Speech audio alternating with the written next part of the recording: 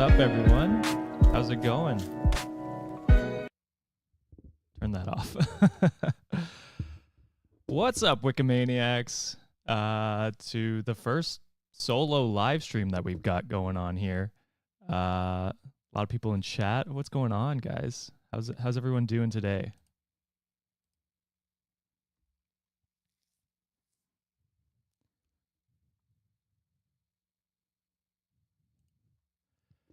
So today, I actually got some stories we're gonna do. I don't know how delayed this is. This is, like I said, this is my first time doing a solo live, and anyone that was in our paid live, that went terribly. So we're gonna try again and see how this one goes. Everyone's saying good. Oh, loving the hair. Thank you. Yeah, it's a beautiful day here actually too. The day of the eclipse, actually, it started becoming like super warm, beautiful, and then it's supposed to rain the next few days, which sucks. But yeah, so yeah, I've actually got some fun stuff I want to do. We're gonna do some best of Redditor updates. I haven't read any of them, but I've got a bunch of stories that sounded interesting, so hopefully they are good. And then actually, so we get tagged on TikToks all the time. And we never respond to them, do them, because we tried it once and it didn't go over well. It was like 2 years ago we tried it. And so I thought it'd be cool to do some TikToks we were tagged in.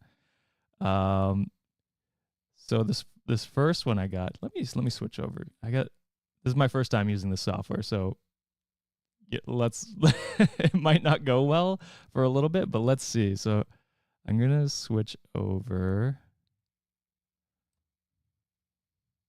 to this.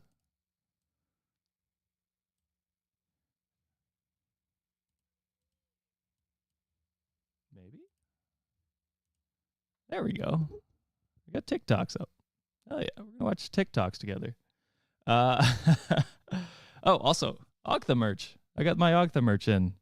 We just recorded next week's episodes last night, and so I was wearing it on there. But yeah, we got some great episodes next week coming. Sean picked some good stories. We recorded a Wednesday update, so super exciting for that as well. But yeah, so this TikTok in particular, I'm sure a lot of you have seen it. We were tagged like a dozen or so times on it, and so we were tagged on our actual podcast, and then Sean sent it to me. He sent it to me directly. He was like, "This you," and I don't know how to feel about it. So I hope this works audio wise, if you guys can hear it. We're gonna watch it and just see.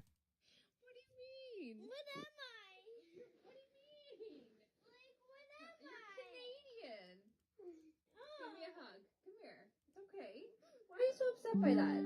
Okay, I turned it up. Let me start it over again, because. What do you mean? What am I? What do you mean? Like, what am I? You're Canadian. Give me a hug. Come here. It's okay. Why are you so upset by that? Why are you so upset? Because I thought I was. You thought you were what? That language. That language. He's like, I don't want to be Canadian. I want to be that language. Tell your friends. I'm Filipino because I thought I was. Oh, okay. Because mostly everybody in my classes. Okay. Are you guys telling me I'm not Filipino? Is that what I'm being tagged in right now? Are Sean and John saying I'm not Filipino? I am aghast. I'm just Canadian? What? So I thought I was too. Okay, baby, everybody's different though, right? Everybody's different, and we're just a little different. We're not Filipino. But What did your friends say to you when you said that? They're all Filipino. So? I wanted to be. You know what? Maybe because they're all Filipino, they can teach you about their culture. Hey. That is what John and Sean do. They teach me about their culture. Honestly, I do love the distraught in this kid's voice that he just wanted to be Filipino so badly and is so disappointed to be Canadian. So funny. But I mean, yeah, I don't know. The innocence of a child, I guess. But I do wonder why Sean sent this to me. Is he saying he will adopt me as his Canadian son? I think that's mostly it on that. I want to be. But we're not, baby. Mommy, And everybody's different. So Eddie knows to Filipino. What, Eddie? A Jalapeno. Filipino is Okay. I thought that one was a good one to open the stream up with. I got a few other ones here. We got tagged in a bunch. This one I thought was hilarious. I get crazy. I get crazy. I get crazy. I get It's John. This is John. John doesn't mind being waterboarded as long as it's not Dasani. That's the moral of that story of this TikTok. That was it. That was all I wanted to show you guys. We have this one's a good one, I think, too.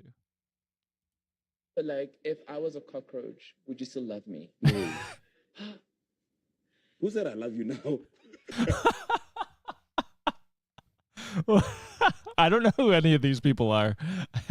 I don't know if this is a show or whatever it is, but the response was like, if I was a cockroach, would you love me? Who says I love you now? Is a ridiculous response to that. Holy shit. Just roasting him alive. He could have just been like, no. But he went even further. Was just like, I don't love you right now, actually. So this scenario doesn't play out well. Crazy. Okay.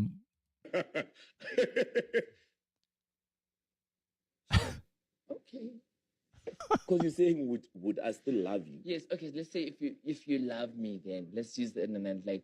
Okay. Like if love I loved you, yes. yeah. If I And loved I was a cockroach, would you still love me? Firstly, I wouldn't fall in love with a cockroach. Why? Why would I? I'm a human being. What if it's a beautiful cockroach? I see. We've just been romantic now. No, I'm just saying, like, you wouldn't love me if I was a cockroach. Okay, that's a bad example. Try something else. I'm serious. If like, stop it. That's fine. Stop it. No, but I'm being serious. Like, if you knew that, like, tomorrow I was gonna turn into a cockroach, would you still love me? Okay, let's change the scenario. Let's say if I'm married to. Okay, that ends there. I don't understand why it ends there. Wild. I mean, just say yes. I do find it weird when people like really overthink these scenarios. It's just like, I don't know. People want to know that their partner is going to love them no matter what, even in ridiculous scenarios that are funny to think about. Yeah, I just thought that first. I don't love you now. So ridiculous. Someone tagged me in this and said, I need this. Once I make my move, the queen will take me. Then you're free to check the king. No, Ron, no. What is it? He's going to sacrifice himself. No, you can't. There must be another way. Do you want to stop Snake from getting that stone or not? Harry, it's you that has to go on. I know it. Not me, not Hermione, you. So technically, I only need that last line there, I think. Yeah, not that I would remember the whole thing either. Yeah, I can't believe I butchered that too. That was such a big meme for so long on TikTok, and I just fucking missed so hard. Oh man, but yeah, that would be a great shirt. Maybe we should sell something similar. Just this part, just this last part here. That's all we need. And just for me, because Sean knows it anyway. I definitely don't. Oh man, so we've got actual stories in here too. But what do you guys want to do? You want to do more? Do you want to do TikTok stories? You want me to read some stories to you guys? Because I've got some stories lined up here as well. And I believe I am delayed, so I apologize if I'm not responding to everything. I'm new to this, and I will learn to pause at certain moments to see the chat's response. But let me know what you guys are seeing. You want to read? Okay. All right, we'll do some reading here. We can always come back to the TikToks. So, first one I pulled up here is, and don't read ahead. I don't know how to block that off, so don't read ahead. I'll just make sure to try not to scroll. So this is from Best of Redditor Updates. The original OP is Pickled Carrot 19, originally posted to r/marriage. And the title is My Husband Doesn't Know That I Know What He's Up To. So, for those who don't know, Best of Redditor Updates usually has trigger warnings if there are trigger warnings. So that's kind of why I like this subreddit for, solo endeavors, because I can also react to it with you guys without spoiling too much for myself. So there's no trigger warning on this one, so hopefully there's nothing too bad. But it sounded like a super interesting story. So let's hop into it. My 33 female husband, 34 male, and I had our first baby back in June of last year. My husband's aunt gifted our son a lovely, chunky knit blanket. The blanket is so soft, and I have made multiple comments about how I would like to find a full-size blanket just like it because it's so cozy, and I'm kind of jealous of my baby. I feel that. We have a huge blanket upstairs, and it's my favorite thing in those cold winter nights, so I feel that. It's a good vibe. Well, this past weekend, my husband snuck off to the store. He refused to tell me where he was going and why, but I later found a plastic bag with the logo of a local craft store. That evening, my dear husband stated that he would like to have an hour of alone time every night after our son goes to sleep. He stressed that he would like to not be disturbed, but if I needed him, I could call/text him. I agreed to this because we're both adjusting to having very little me time since the birth of our son. Nice. I feel this is going to be a wholesome story where I don't have, good input, but I love the communication, love the respected time to each other's hobbies and me time. So far, awesome. Looks like he's, spoilers, crafting a blanket maybe. But let's see. Last night during his alone time, our son started crying. I checked the baby monitor and saw that he had simply lost his pacifier and was going back to sleep. However, the baby monitor also shows part of our son's room, not just his crib.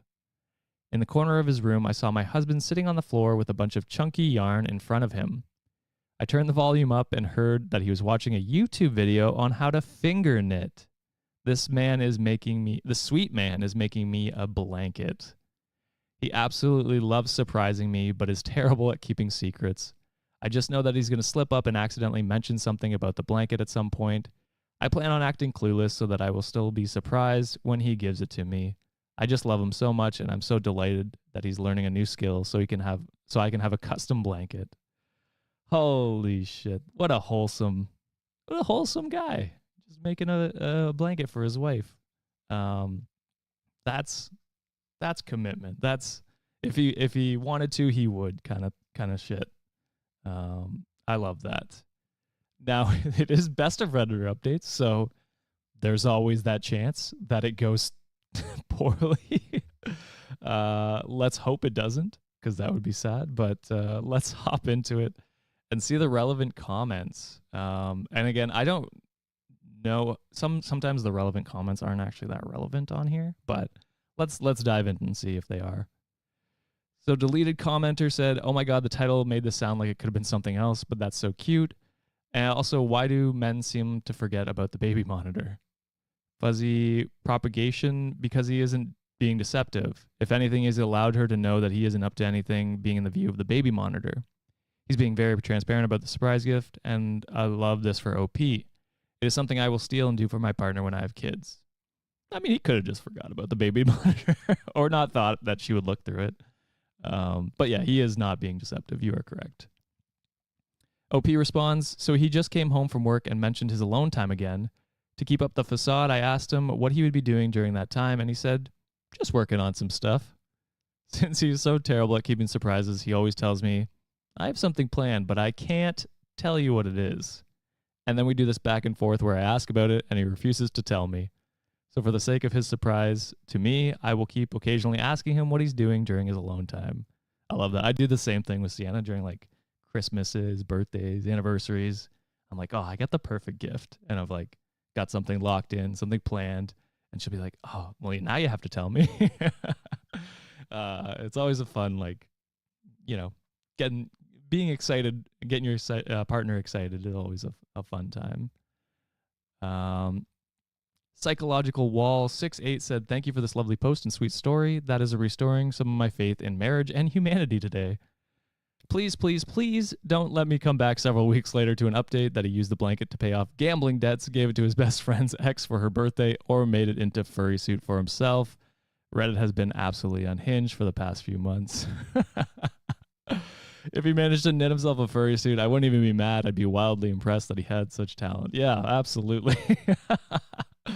Holy shit, that is exactly what I expect of every Reddit story that I hear comes out of John and Sean's mouth. I'm just like, well, who's this person sleeping with, and why are they betraying their partner? And it's truly not a good outlook on life, I gotta say. So I do enjoy the happy stories every now and then. Echo in the Void says, what a lovely partner. Mine can't keep a secret either, and I love giving the validation of surprise and enthusiasm when they present the final piece to me. Just wonderful. And OP responds, if you asked my husband, he'd tell you he's very good at surprising me, but little does he know he's actually very obvious whenever he's planning something. I'm rarely surprised, but I always act like I am. And I love that. That's, I mean, because his heart's there, you know, the strategizing and planning's sometimes difficult.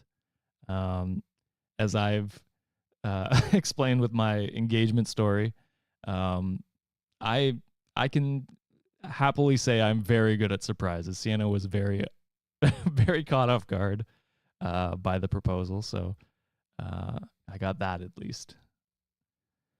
All right, on to the update. What do we think? Good? We think it's gonna be a good update? Yes in the comments? No in the comments? What do you guys think? Very worried.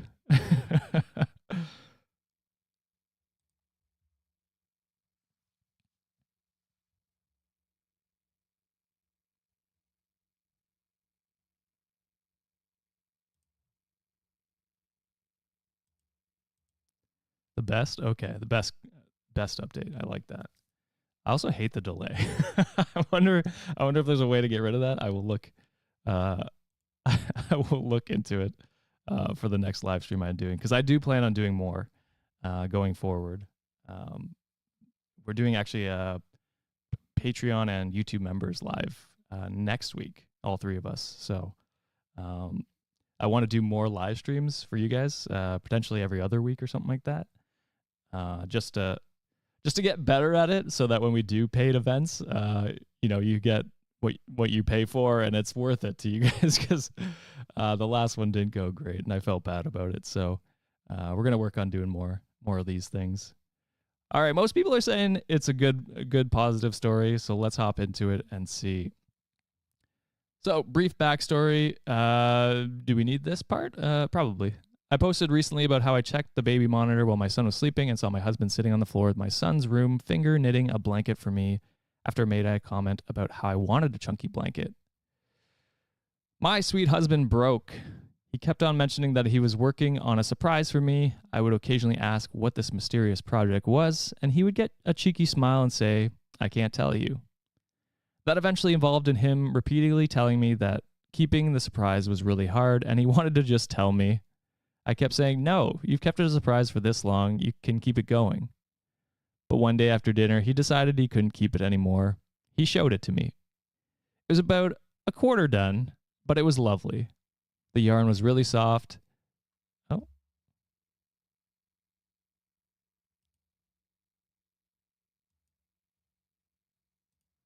Sorry, it's showing the TikTok for some reason. I'm very confused as to why it's doing that.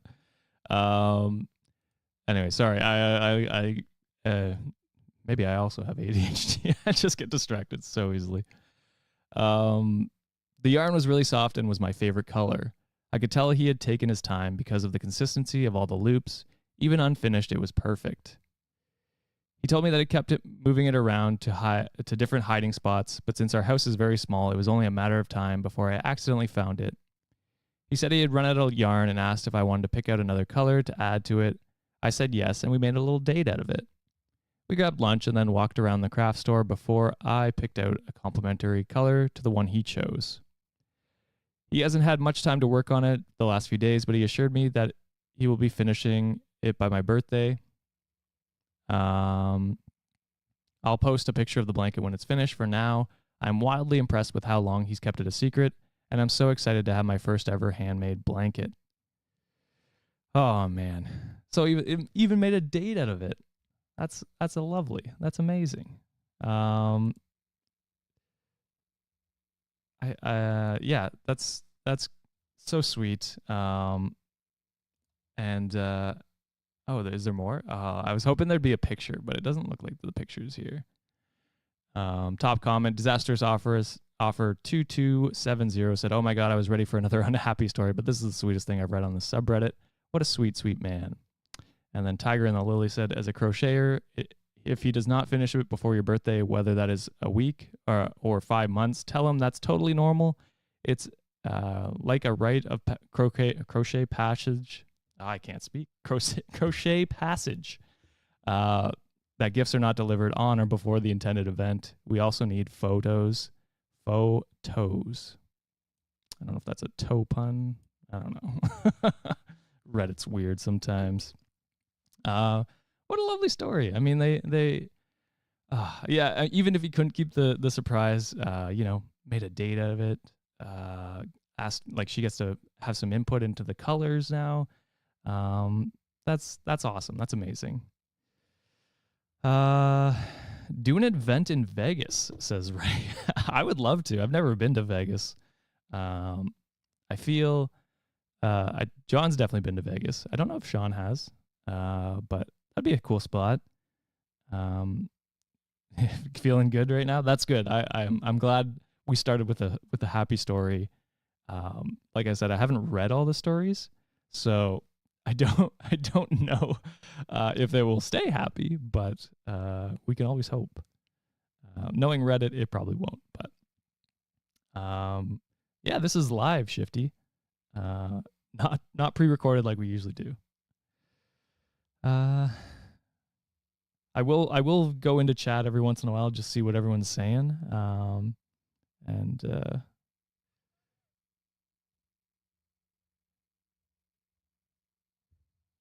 Oh, someone else in Vegas? That's sick. Like I said, I think Vegas is one of our top spots right now.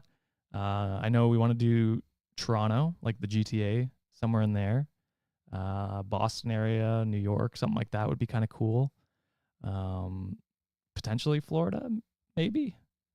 We're just kind of going where, like, I mean, Colorado we always talk about, so we've got to do a Colorado at some point. But yeah. All right. You guys ready to move on to the next one? Hopefully staying happy. Let's move into this one. I just got an email on my husband's iPad that the hot water in his apartment building was going to be shut down temporarily for repairs. We own our home and have not rented in over a decade. Oh. So this was originally posted to r/relationship advice, and the user throw RA command. We'll go with that. And there are trigger warnings for this one. So buckle up, everyone, for, let's see, infidelity, manipulation, and financial exploitation. So, yeah, if you couldn't get that from the title, I think I think that was pretty obvious, unfortunately. But yeah, if I was to guess, mistress apartment, other family potentially. I'm trying to think of a positive way this could go, but it's failing me right now. Yeah, all things seem bad because this is a secret and no crew, not members only. But we are going to do a members only next week. So, yeah, that'll be with all three of us.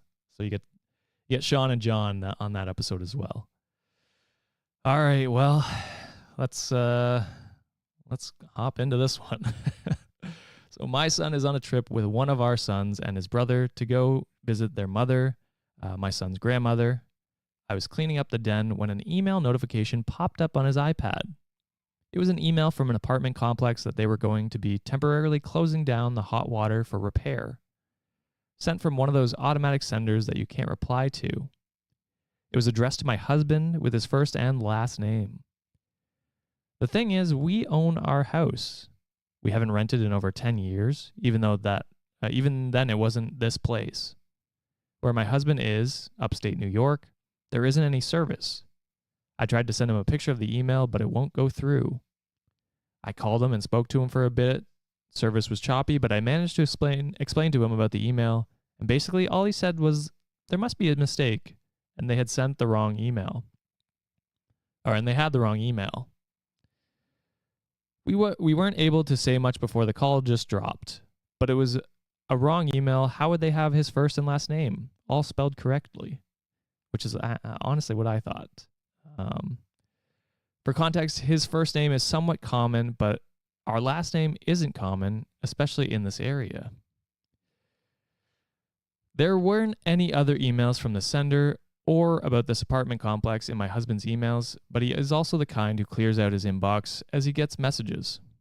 I sent a message to the apartment complex telling them that I think my husband was on their email list by mistake, but I just got an automatic email sent back that they were out of office until, October 20th. There we go. And then that general rent information prices, 1 bedroom, $1,600, 2 bedroom, $1,900, and that there were no open units available. Yeah, bad lie for sure, Scoob. Yeah, like, it's insane for him to be like, wrong email. It's like, well, it has your exact last name, your exact first name. So weird that it would be a wrong email. It could be spam. There is that potential, but it'd be a weird, like, what are you getting out of that spam? So I don't know.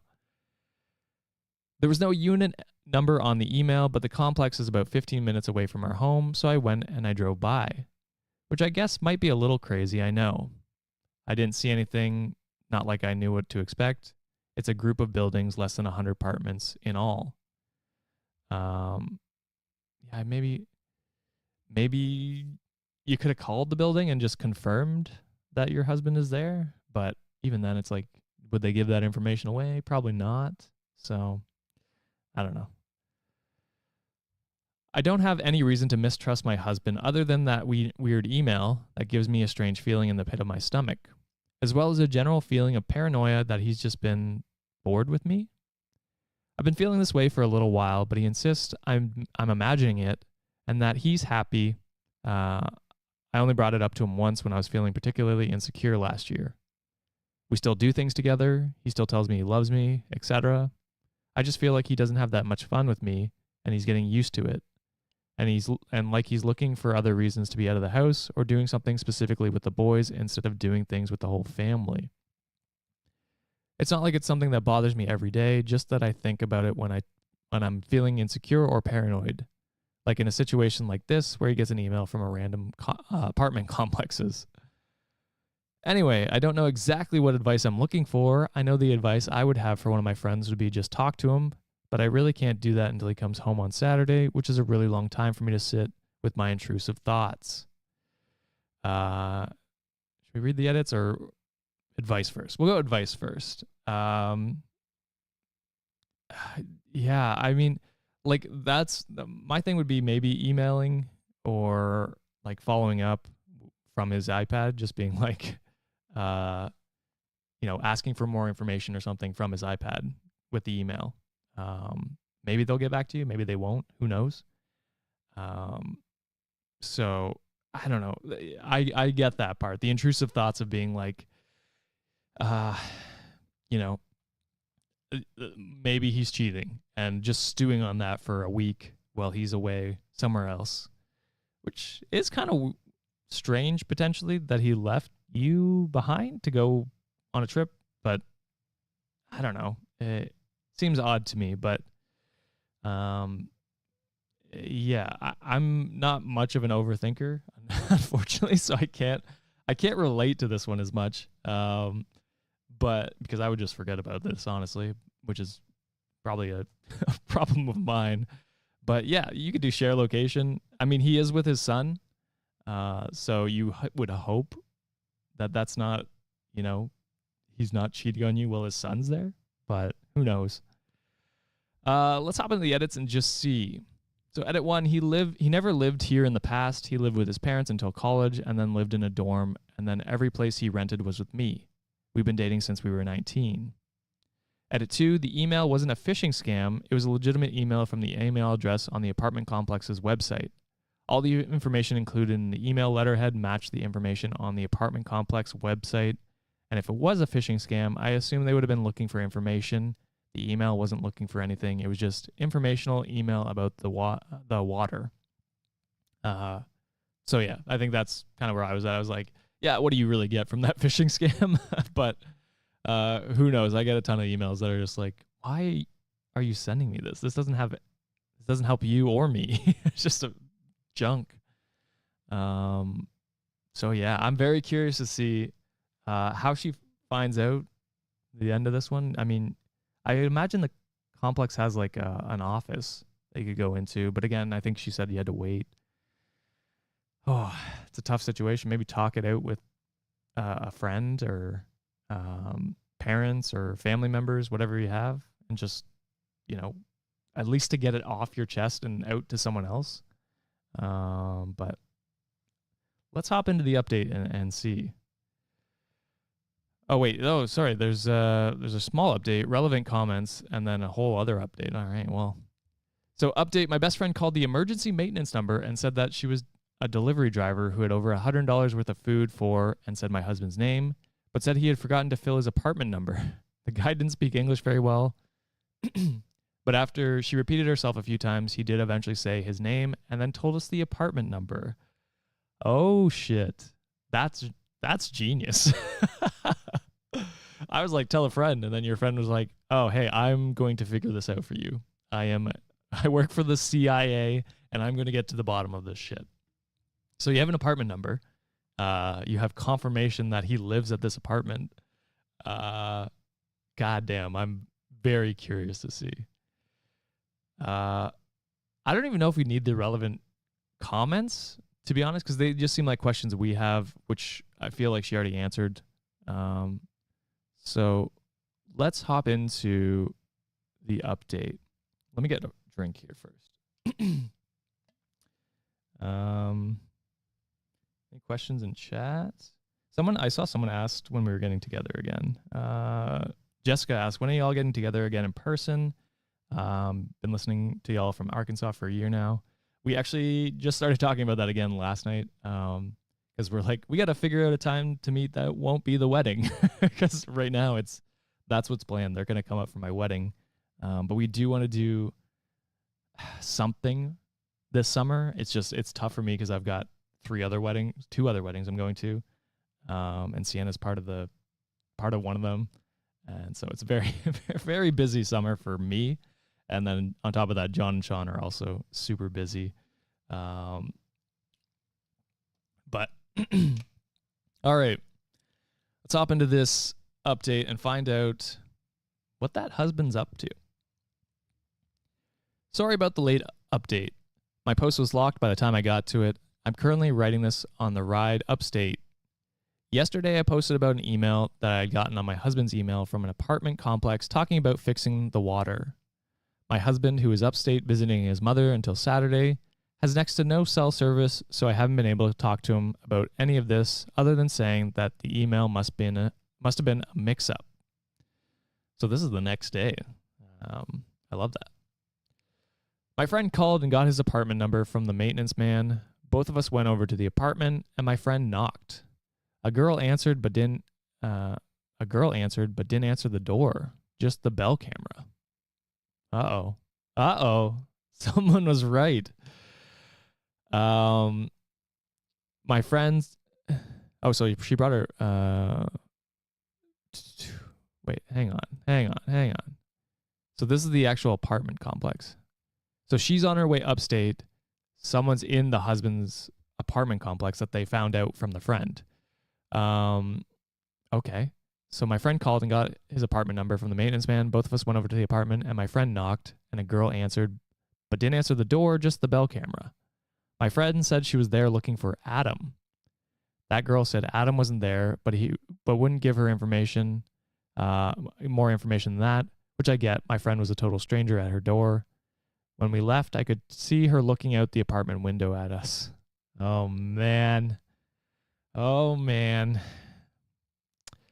I tried calling my husband 1,000 times yesterday, and nothing went through. The first time the call did pick up, the service was so bad you can barely hear anything. So I'm heading upstate to confront him in person.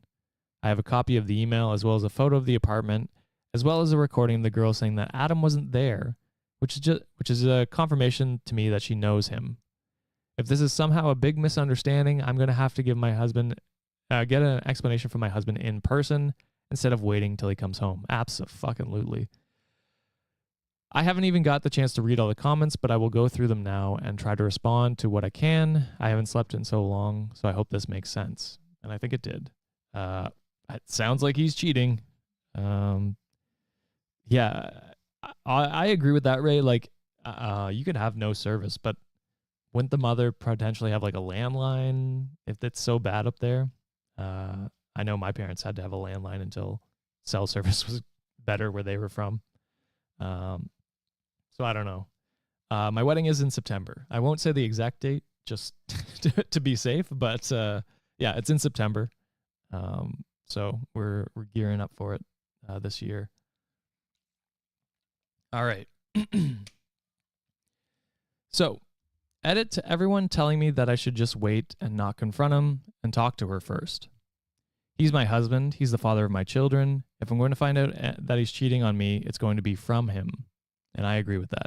That's a dumb advice. I mean, like, yeah, you'd want to talk to your husband, your partner, and find out exactly what's going on, because that's just going to eat away at you. I'm going to say this for the last time. Please stop advising me not to go talk to my husband about this very serious situation we're in. I will go talk to a lawyer if need be. However, we have been married for over a decade. We have a family and life together. I am going to talk to him. I understand what the situation probably is. I understand that he's probably going to try to lie to me. I'm not a moron. So, yeah, like, I don't know. Like, I get the thought process of being like, we should get a lawyer involved. A lawyer is important, absolutely, but you also want your partner to tell you, like, you want to find out the truth, because that could eat away. Like, I get she can go talk to a lawyer after this. She still has all the receipts, everything like that, and she's probably gonna figure it out that way if it turns out that he's cheating. So, all right. Final update. I confronted my husband same day as the first update. I'm writing this from a hotel room.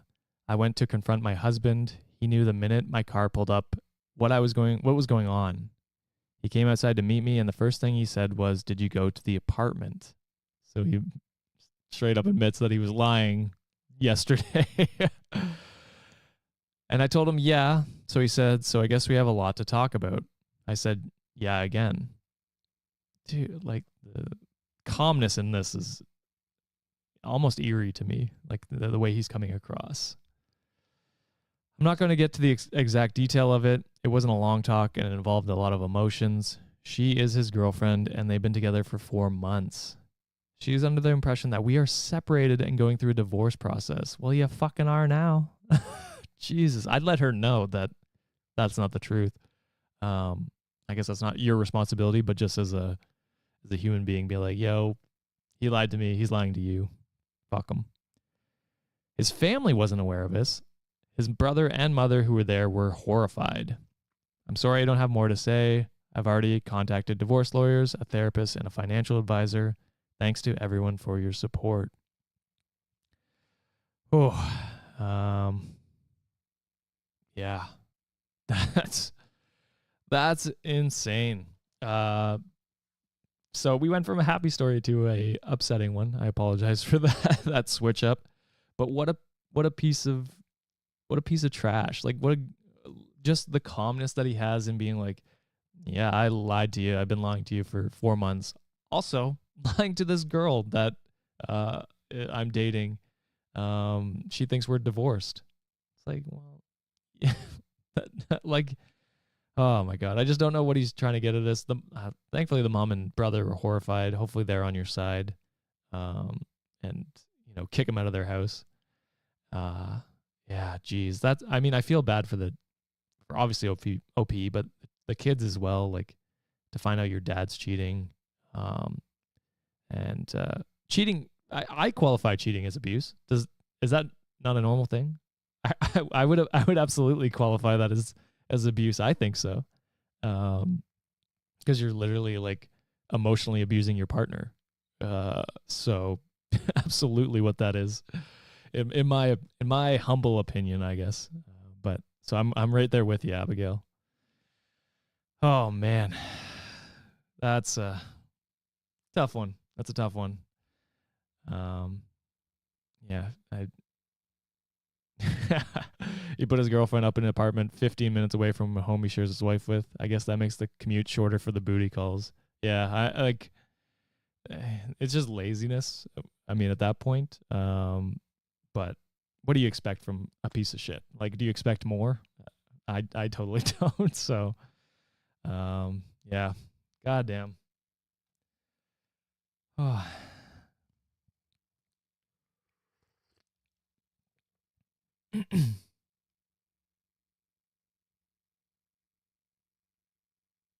You don't think cheating is abuse? It's definitely not abuse. I see lying and emotionally gaslighting your partner, and you know what I mean? Like, I find that is abuse. It's also not good. I agree, but I think it's a form of abuse. Yeah, but the girlfriend could contact the OP. Yeah, I see that in the comments here. I guess the husband's girlfriend could contact her, could contact him when he was up in New York, but he kept flagging the wife's calls. So, yeah, that explains a lot more. All right. What do you guys think? Moving on to the next one. So, this one was originally posted on True Off My Chest and Surviving Infidelity. So I can only imagine, yep, first trigger warning, infidelity, physical violence, anger management issues. Oh boy. This one's, the OP originally is Other Lower Score Assault 3889, and the title is My Wife is Addicted to the Gym and It's Ruining Our Marriage. Ooh. It's like, I'm gonna guess she's lying about going to the gym, maybe. Yeah, I don't know. I'm trying to think of how being addicted to the gym, I guess it could be a bad thing because you could be destroying your body, or because you can work out to the point where it's harmful to your health as well, and be so obsessed with it. That's all you're doing, and you're no longer putting in work with your partner or family, whatever it happens to be. So, without reading ahead, as I told you guys, you shouldn't read ahead. That's my guess. But let's hop into it and see if we are correct. So this was posted back in February. Let's see what this is. So my wife is 30 years old and she's always worked out and been in shape, but lately I feel like it's becoming excessive. Okay. She used to regularly work out at the gym when she was in college. At some point, she stopped going to the gym, I think lately just due to her schedule, and preferred to work out at home or go for runs outside. About 18 months ago, she announced that she was going to get back into the habit of going to the gym. She now had a job where she was able to make more time for it. It started off normally, but slowly became more and more frequent. She signed up for classes on the weekend, both days. She started going to the gym every day. Then it became the morning before work, and then again in the evening. Every single day. If she's stressed, she goes to the gym. Experiencing some sort of life crisis, immediately heads to the gym. We have an argument, runs to the gym. Yeah, so a coping mechanism of some sort. I mean, it's healthier than alcohol, I guess, or drugs, but not when you're doing it that much. Your body can definitely deteriorate and not do well with that much workout. As someone who enjoys going to the gym, you need your days off. She's 4 months pregnant right now. I'm kind of surprised we even had time to make a kid. I understand that it's safe for her to work out, especially since she was already in the habit of doing it before she got pregnant, but the intensity is not slowing down. If she misses one of her normal gym sessions, she becomes so irritable, like a junkie not getting her fix. It's just bizarre. Truly a case of clearly a case of too much of a good thing. Of course, she gets upset when I voice that I feel like it's becoming an unhealthy obsession and that I miss spending time with her because she's there so much. She has all of these friends and a whole circle of people there that she seems to prefer spending time with over me. Why don't we work out together at the gym? The gym time is her time, she says. This isn't a case of me feeling insecure because she's in great physical shape and I'm a fat slob. I also work out and I'm in shape. My job really requires me to stay in shape, so I can't let myself go if I wanted to. That's bizarre to me that she doesn't want you to go to the gym. Because like that's because Sienna and I just recently started going back to the gym. Like we had our home gym, but it's not quite the same. So we started going to the gym in the morning recently, like a month ago. And it was like, she was like, yeah, I really only want to go with you because, I mean, we both feel more comfortable being in the gym together. You have someone that you're comfortable there with. You can spot each other for whatever workout. So it's bizarre that she doesn't want you there at all. Yeah, it's weird. I genuinely feel like her gym habits are unhealthy. She's over-exercising for one. There is such a thing. But worse than that, I feel like it's becoming a way for her to escape everything in her life. She never actually fixed anything that goes wrong in her life. She just runs off to the gym to get some sort of good mood boost, and then that's it. She also never gets anything else done in a practical sense, because how can she when she's at the gym so often? It's to the point where I have to do every chore, and if food is getting made, I'm going to have to do it. I don't expect her to do all of those things, but it should at least be a shared effort. I agree with this. This is the odd story we have where the man is being, taken advantage of and doing all the chores and cooking food. Absolutely should be a shared effort. I mean, when she is pregnant, so less so potentially, but if she has time to do like all of this stuff at the gym, then she should definitely have time to help you out doing chores around the house. People we know have even commented about it to me. They've said things about how she seems different, how she is sure at the gym a lot, and many of her friends and family barely see her anymore. Some have even suggested that she's having an affair with somebody there. Please tell me that this doesn't sound normal to you. She insists it's perfectly normal. Oh man, the affair one is sticking out to me just because I know where most of this goes.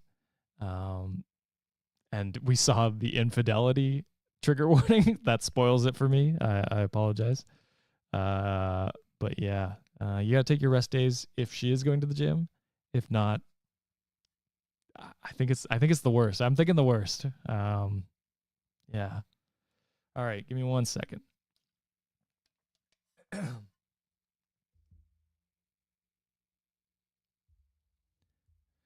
All right. So update February 11th. So this is 10 days later. 10 days later, we get an update here. I posted not very long ago about my wife's addiction to the gym. A compulsion, if you will.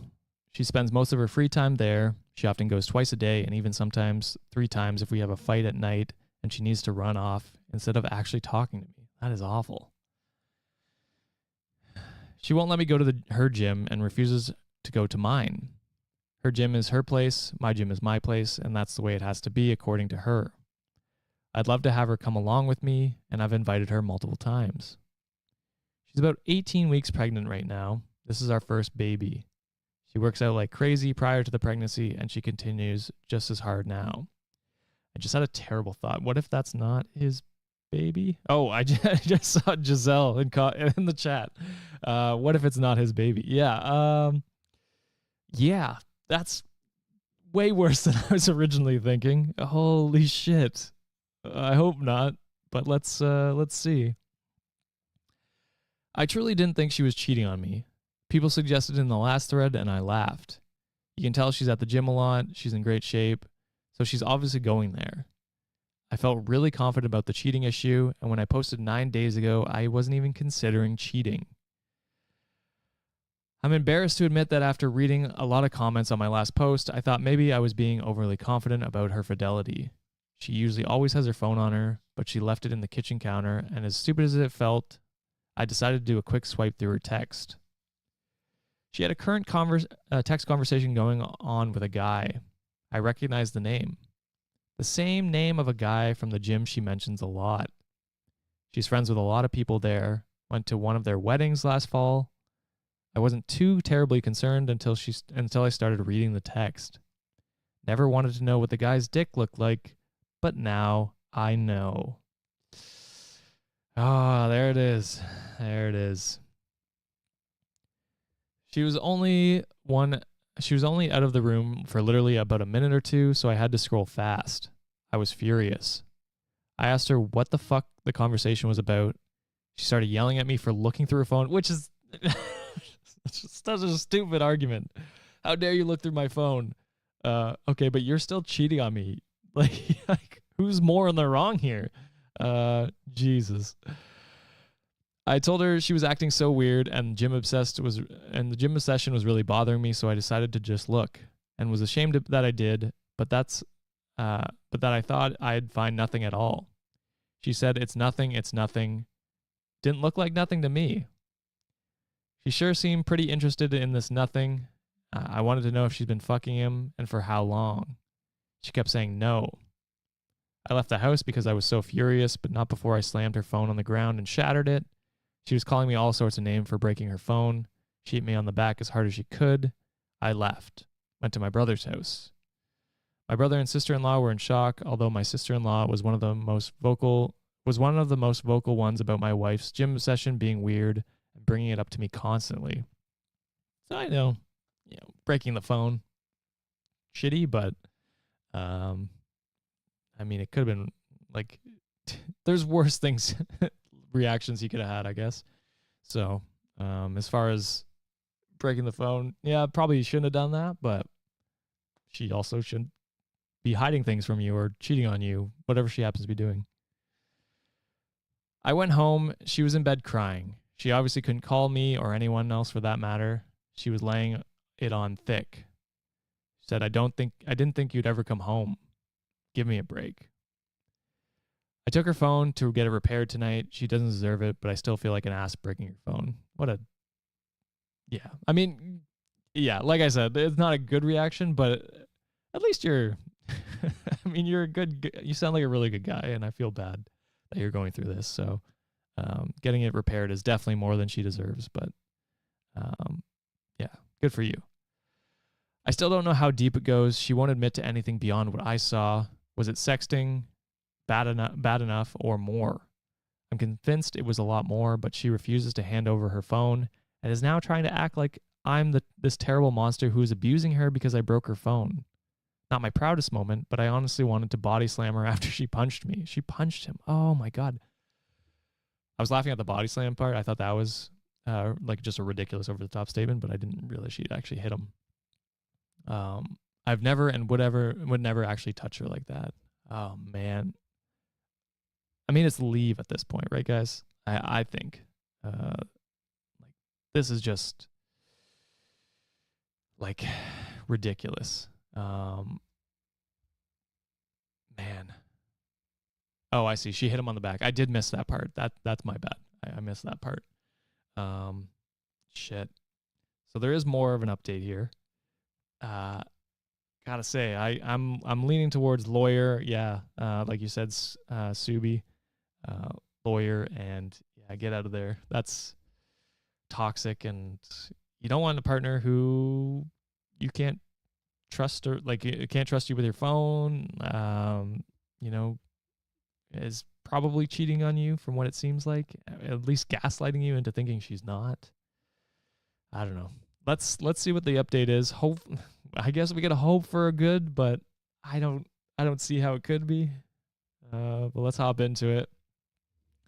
Not sure if posting something in my profile will be seen by anyone, but I don't feel like making another update in a subreddit. So this is an update. My wife admitted to the affair one day later. Today, my wife is asking me to stay home from work so we could talk. She laid in bed all day yesterday trying to get me to feel sorry for her, but I paid absolutely no attention to her and ended up leaving the house to go to my family's Super Bowl party. I wasn't in the mood to go, but I wasn't going to sit at home with her. It really bothered her that I left, which is like the irony of her being like, it bothered me that you left me when we're having an argument is funny to me. I don't know why, but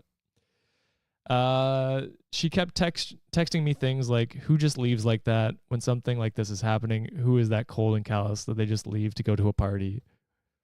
What? You know what you've been doing for the last quite a few months, right?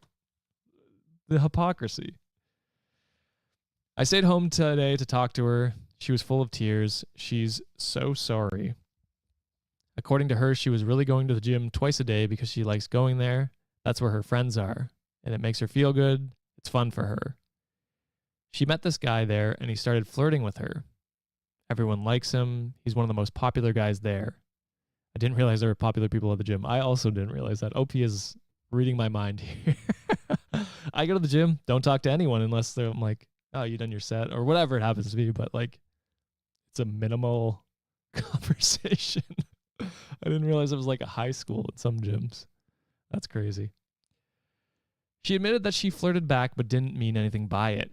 She didn't reciprocate very much at first, but he gave her butterflies and she just found herself flirting back without thinking.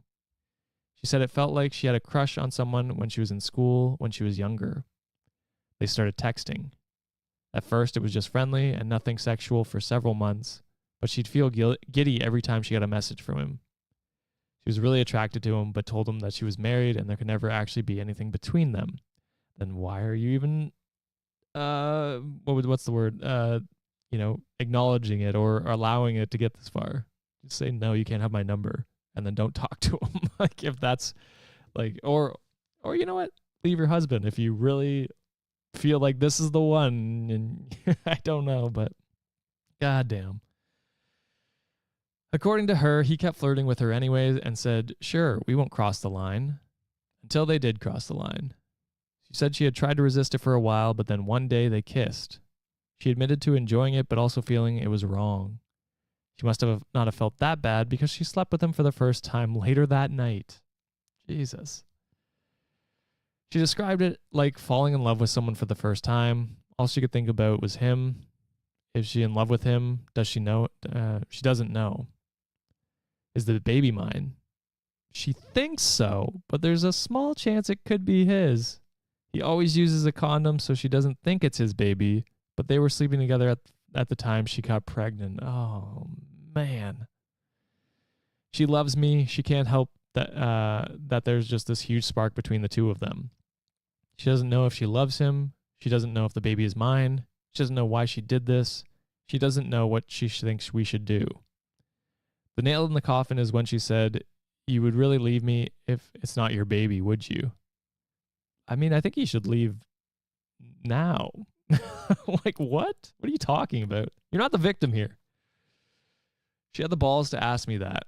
I told her, of course I'm leaving her. I wouldn't raise another man's child. She seemed shocked. She said, really? With everything we have and all our history, you wouldn't even consider it? She can't be serious. I told her no, I would never consider it. I mean, even if the baby's not yours, I think you should leave anyway. This is this is crazy.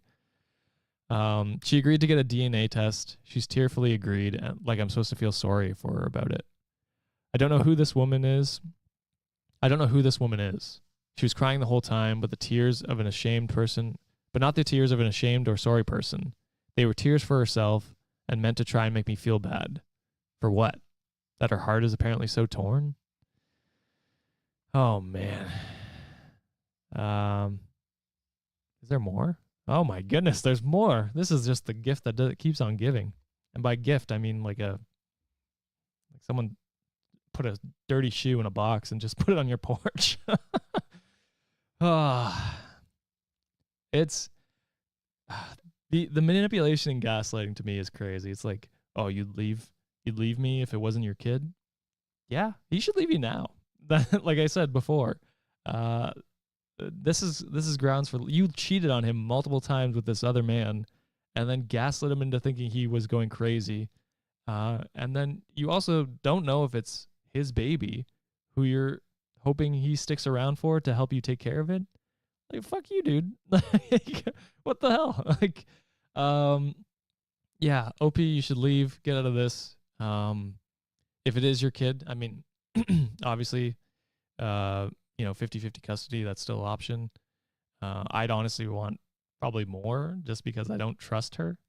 And I wouldn't trust her with a kid. So, yeah. But let's see. I don't know if we need additional comments. We'll just hop into the update. If there's something it feels like we missed, we'll go back. But so, update a few days later, my wife is moving with her affair partner. They're in love.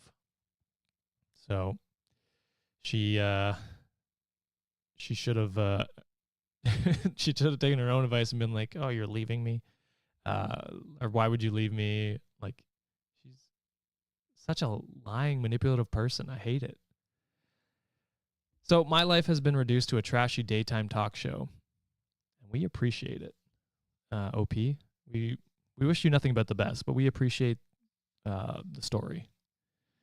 The woman who was once my wife was who I considered a classy woman, has turned into a complete trailer trash. Today she announced that she's moving in with her affair partner from the gym. She's pregnant, might be his kid, might be mine. She's too embarrassed to get her blood drawn for a paternity test, so she didn't even go through with it. She spent about a week trying to get my attention, to talk to her, to try and get me to beg to be mine.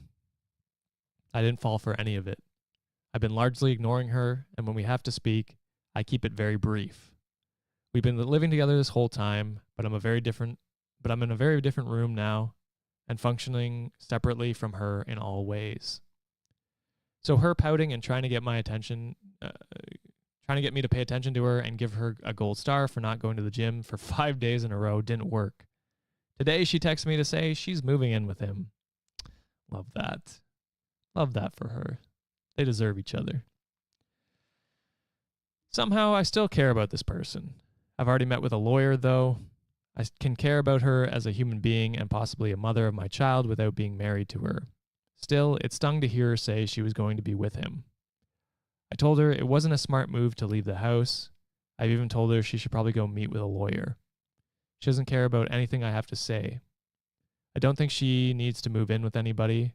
I actually feel bad for her that she can't just be on her own.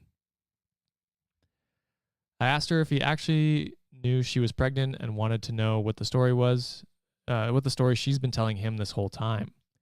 She said he knows and he doesn't care if it's my baby. He loves her and wants to be with her. Okay. We'll see. We'll see if the baby, when the baby comes out, if he wants to still be with you. He doesn't sound like a great human being, so who knows? You can't find, which is bizarre, you can't find someone else, somebody who isn't married, pregnant woman. Why would you take that on? Doesn't make sense to me. He's scum, but he's good-looking scum, so apparently, who is apparently gainfully employed and owns his own home. So you can't tell me that my married pregnant wife is your only option here.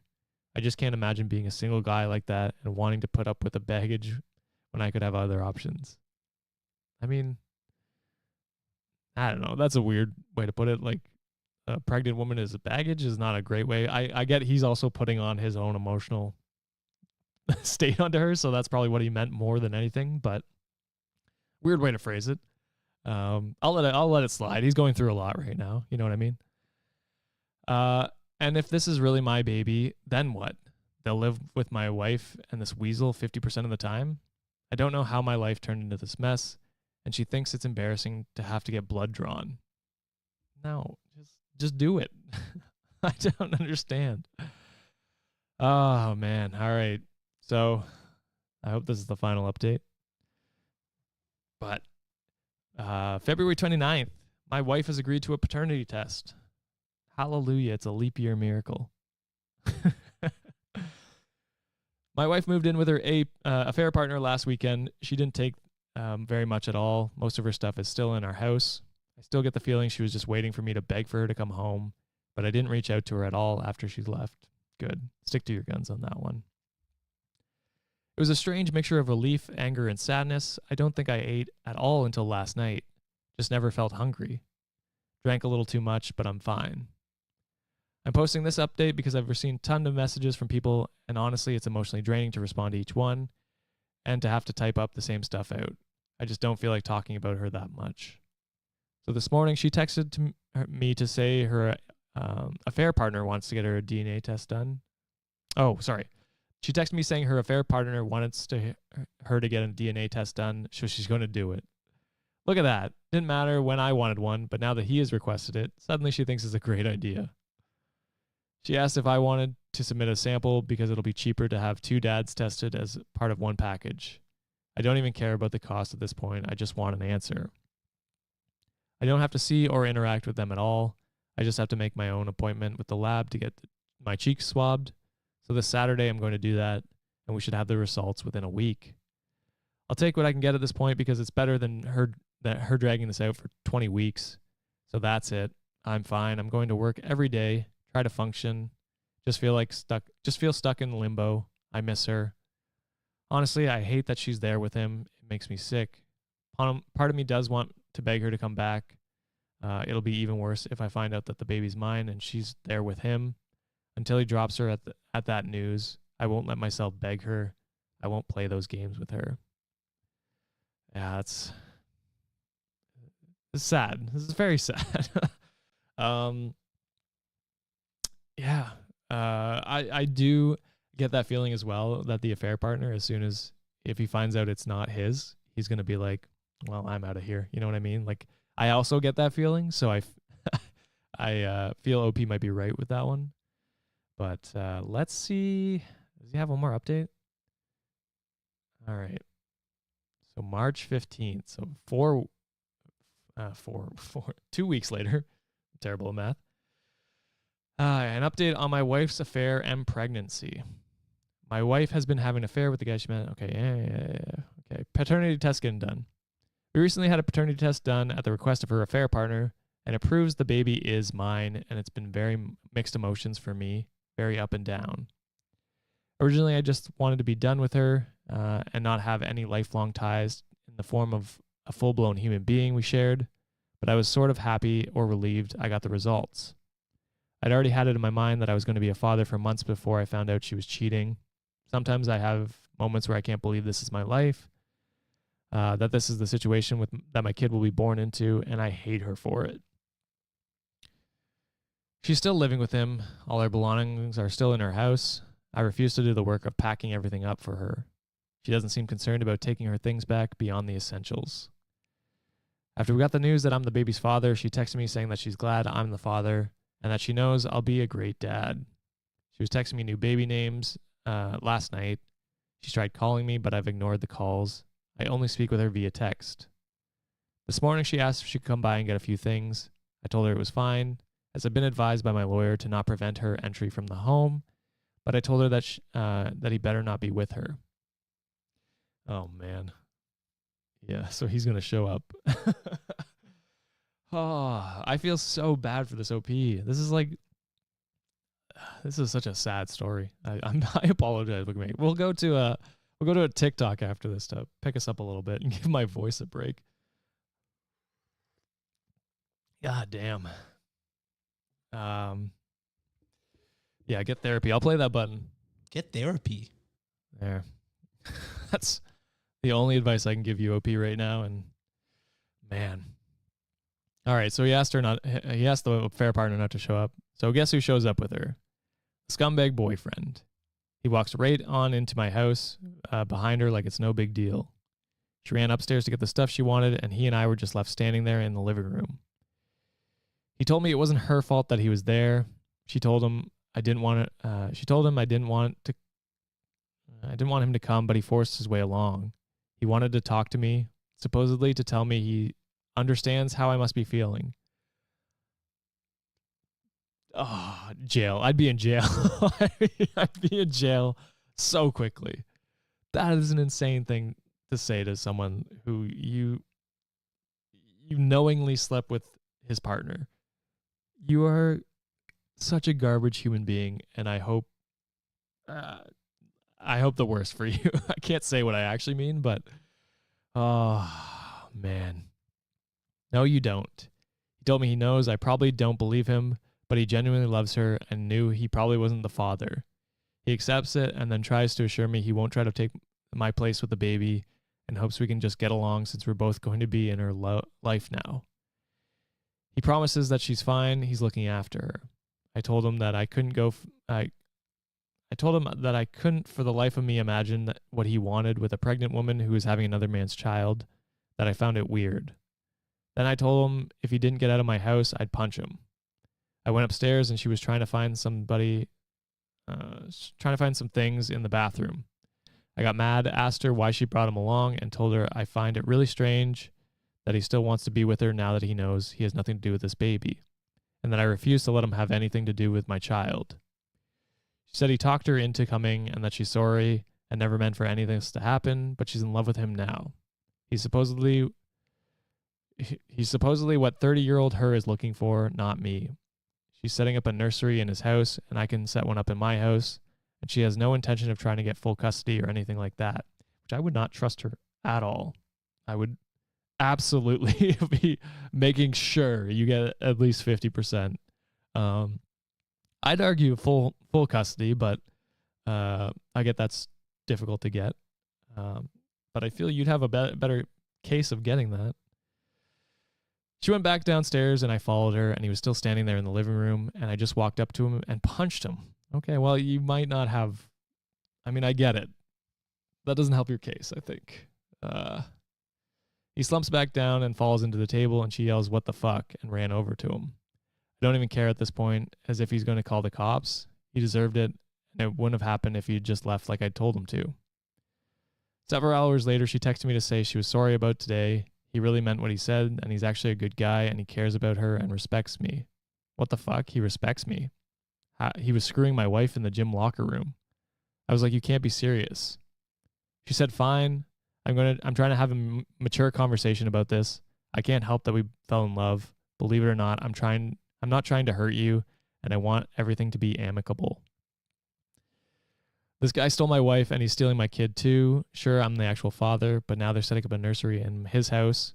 I've tried not to feel jealous or sad. I've tried to maintain the thought that he's a trash man who picked up my garbage, which I agree, she is garbage. Sometimes I feel that way, but the truth is I loved her and still love her. I don't want to stay married to her on principle alone, but this is devastating to me. And that is the end of that mountainous story. Probably took up 40 minutes of this stream so far. Holy shit. Sprody says king shit to the punching the guy. I mean, yeah, like I say, violence is never the proper response, but I understand it in this situation. And you did tell him to get out of your house, so you might have something to stand on with that, where it's like, oh, he was trespassing. And yeah, I agree. Mature is just insane. Her saying a mature conversation after doing all of this shit, manipulating, gaslighting, lying, cheating, refusing to get a paternity test because she was acting like a child. It truly scares me that she is going to be a mother. And yeah, I just, I don't know what else to say to that. That's crazy. Oh man, how we all feeling? We feeling good still? I hope. I hope we didn't make everyone sad in that in that one. Damn. Oh.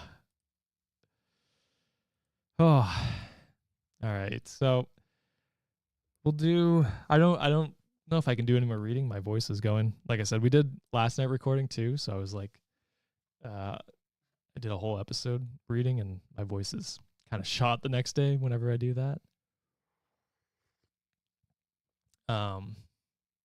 But we'll do a few TikToks. They are TikTok stories, so it's like listening to a Reddit story. I get to do that with you guys and react to some TikTok stories. So I got one here. Oh, this one says breaking the Sean rule. So I am not Sean, but You're not with him? oh, it's a stand-up bit. Okay, I'm very curious to see what this one is. Let's go over to this. All right. So I always, I hope this is fine to show because like I said, I haven't seen these ones. So I'm hoping for the best here. It's 3 minutes long. It says breaking the Sean rule was what we were tagged in with it. Let's. We're on a trip together. We're not together. Okay, well, I just made it awkward. You're on a trip together, but you're not together? Dude, he was hoping to be together by the end of the trip. Is it a work trip or a fun trip? Fun trip. Not as much fun as you thought, huh? I don't know who this guy is. Bryson Banks. Shout out to Bryson Banks for this one. He's the comedian, I think. Yeah, I mean, kind of crazy to go on a fun trip with someone you're hoping to become more, and didn't sound like she was, but let's. Only if you knew. What's the story? Spill the beans. You just broke up? And you're like, let's go on a fun trip together? Oh. No. That seems like a terrible idea. That seems like a horrible idea. Oh, we just broke up. Let's go on a trip together. What are we talking about? Oh, no. Okay. Oh, shit. How new is this breakup? Less than a month? Less than a month. But you'd already paid for the trip? No? What are we doing? What are we doing? What are we doing? Subi says non-refundable. I wish that was the case. I wish that was the case. They didn't even pay for the trip. Oh, what are you doing? What are you doing? Unless you're hoping to rekindle the love, I don't understand. Oh? Yo, let me tell you, you guys aren't very good at breaking up, okay? Tell me you're not dating anyone else yet. Okay, that's good, because we know you're fucking on this trip.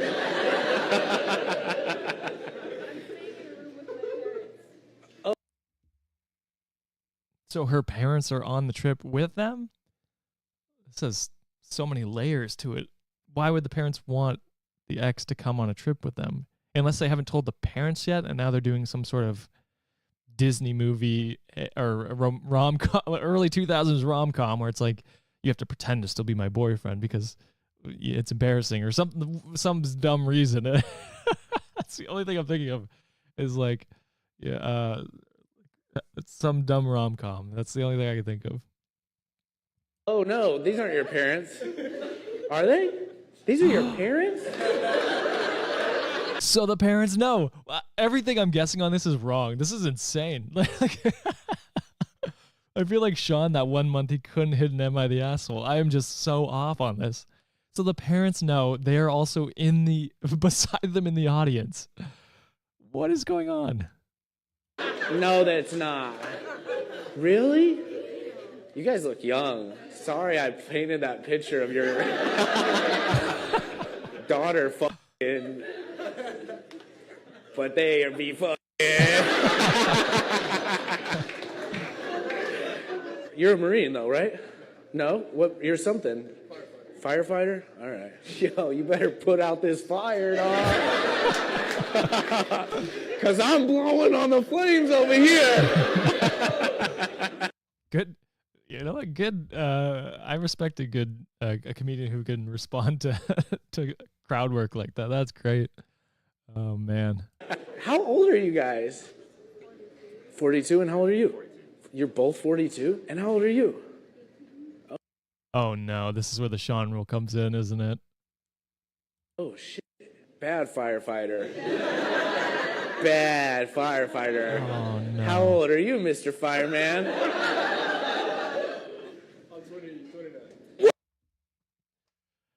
Oh, shattering the Sean rule. Oh my God, damn, illegal. That's, dude, you're dating someone 11 years. I'm trying to do the math. You're not quite the close to the parents' age. You're like right in the middle. If you were 30, or 31, I guess. My math is terrible. If you were 31, you'd be just as close to the parents in age as you are to the daughter. That is... Oh, man. That is awful. Holy. Oh, shit. He just comes in, he's like, the fireman, fire for fireman. I thought me and my girl had a big age gap. How many years is that? That's 11, right? Honestly, it's the... It scares me that he says, I thought my girlfriend and I had... What is their age difference now? I want to know. Maybe we shouldn't shout out Bryson. Same as me and my girlfriend. It seems way worse because she's 18. No, her, not my girlfriend. Oh, I was also lost. Like the audience member, I was like, is his girlfriend 18 as well? But it sounds like they could be older, but he doesn't look that old. So I'm very worried about what his girlfriend's age is too. No, my girlfriend's 24, all right? Okay, Yeah, you know what? We'll let that one slide. It is technically probably breaking the Sean rule, but 24 is close enough that it's like, I'm not as worried about that one. Depends when they started dating. I will put that caveat on it. Thank you. That's her back there. That's crazy. How'd you guys meet? The gym? The gym! That's the fucking gym people!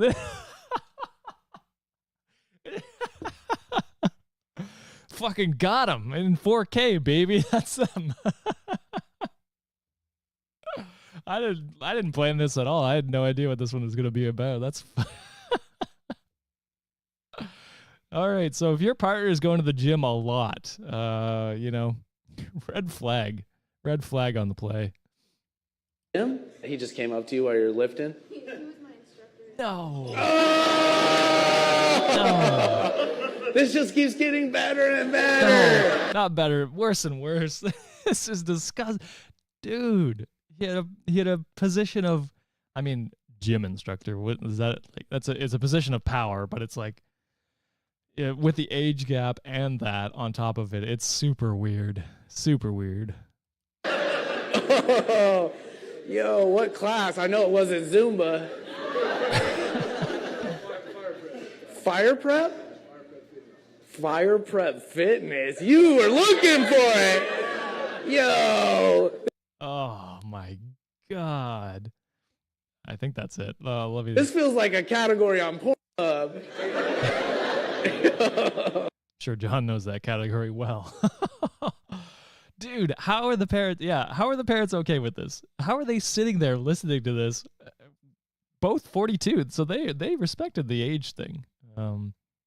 So I don't understand how they're like, yeah, this is fine. They're also broken up, so we're gonna bring them on the trip. When did they start dating? Is my other question. Because was it younger than 18? Because you'd have to date for a while before you break up, if I'm not mistaken.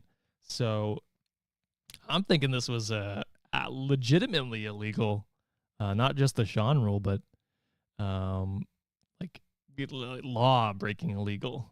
Oh man, that one was just like a sandwich with layers. There was so much happening.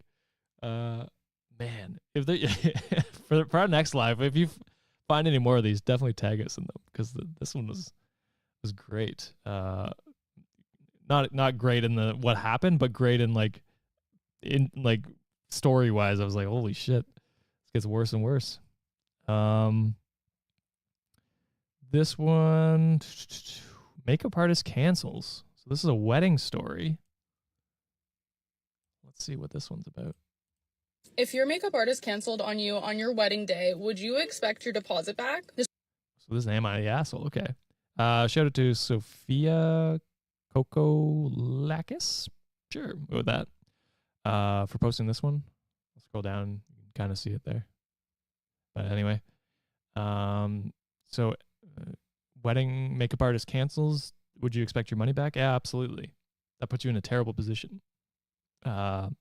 Actually, we had a friend that got married in Scotland in the fall, and they had like I want to say like a hurricane, like it was a really bad weather, like torrential downpour, like flooding and stuff like that. And their makeup artist did cancel. I have no idea if they got their money back. I didn't ask that. But yeah, I don't think you're the asshole for expecting your money back if they cancel on you. But let's get the story. This whole experience has honestly been shitty, but I'm just like so confused because she is making me feel like I am just such an asshole. Like, am I being the asshole? So I booked this girl on January 19th, and everybody else that I looked at, they charged $250, but this girl charged $300, and I assumed that was because she was better. She also had like 40K followers on Instagram, which honestly, in my delusional mind, I'm like, that makes her better. I don't know. I feel like, honestly, it's probably best she didn't do my makeup at this point. But so the shade. Yeah, I mean, following doesn't always mean better, but there is also something to be said about, you get what you pay for. Some people, some wedding stuff, I gotta say, is so overpriced, and I get it. You're dealing with brides, groomsmen that are grooms that are probably terrible people to deal with. So I understand the upcharge, but some of it's just like, God damn, this is expensive.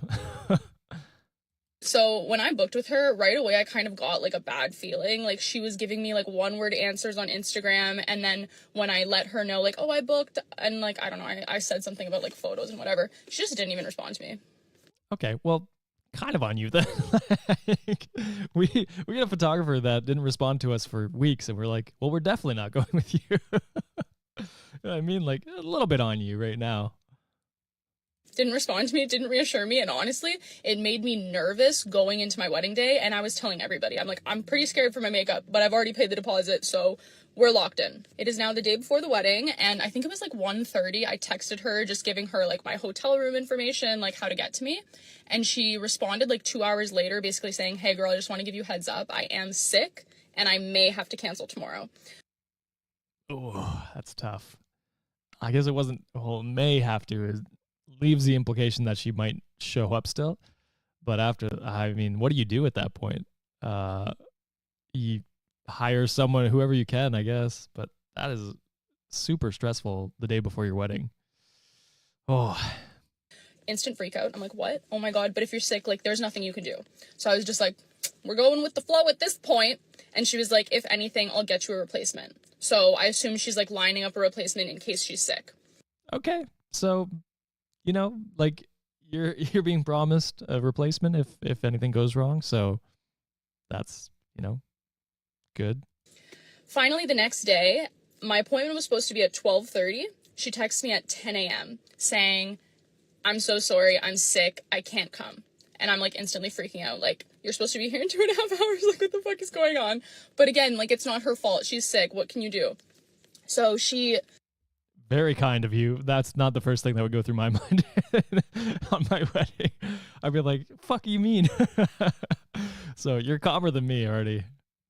Says she's going to find a replacement, asks what time, like, latest she can come, like, all this shit. And then she finally, I think at noon was when she, you know what? Let me check the text. Yes, at noon, she finally gets back to me and says that this girl is able to come. She found me a replacement. She's coming at 1:30, which is the same time my hair was starting. So whatever, we'll do hair, we'll do makeup, we'll bang it out, we'll be fine. Okay. I mean, if that actually happens, you know, it sucks that you didn't get the person you wanted. You could maybe hope for some money like off because it wasn't the person you wanted, but also that person that's doing your stuff deserves the same payment probably. So at the end of the day, it's a replacement. You're still getting your makeup done. This would be fine in my opinion. And honestly, this girl was amazing. She was so nice, Hell so yeah. sweet. I think she arrived at like 115. And my original makeup artist told me that I'll just pay the new makeup artist her full fee, which was $250. And I was like, okay, no. Discount, like $100 off. Wasn't the other girl like $350 or something like that? Hell yeah. I'd give her the $100 as a tip. You already expected to pay it. Might as well. Problem. Obviously, this was my wedding day, so I didn't really want to deal with this deposit issue right away, so I waited a couple days, and then I messaged her and was just like, hey, just wondering when I'm going to get my $50 deposit back. And instantly, she was kind of like, what are you talking about? Why would you get it back? Because when you go to her website, it says the $50 is non-refundable. But when you read her cancellation policy, it literally says if she cancels, she will find you a replacement and you will get the deposit back. Like, I even sent her cancellation policy and outlined it for her, and she did not care. And Oh, well then, yeah, you're not the asshole. You're actually absolved of everything. You expecting that $50 back. Because at first I was like, I mean, she did get your replacement. I mean, could that be worth the $50? Maybe in that quick of time. But also, it's in your contract. She promised you would get it back, even if she canceled for sickness. So you're clear. You're not the asshole. And she was getting really upset with me. She was like fighting me on it. She started talking about her company. And she's like, I don't know, you don't understand what agency is. I'm like, girl, what the hell are you talking about? You're one girl. Your website doesn't mention shit about you being a company. I don't know. And she's talking about all these makeup artists she has under her and all these people. Like, I'm like, girl, what are you talking about? Yeah. Honestly, I don't know. It felt like she was just trying to make me feel stupid. But in the end, she ended up like full caps yelling at me and saying, here's your stupid money, and said that she was going to refund me. And I was just like, okay, thanks. And like, I don't know. saying she sent full caps yelling at me. It's so funny to me. Didn't actually yell at her. Yelled at her through text, which is just a funny. And I love her. She's just like, all right, thanks. Thanks for the money back. This is what I wanted, actually. No, she still kind of went off a little bit. And I was just like, I don't know, man. Just like change your cancellation policy if that's the case. And so we left it with her saying she's going to refund me. It's now been 5 days and she has not refunded me. So I now am disputing it with my bank because she didn't perform the services and she said she was going to refund me. Not to mention her cancellation policy says she's going to refund me. So I don't know. Am I the asshole?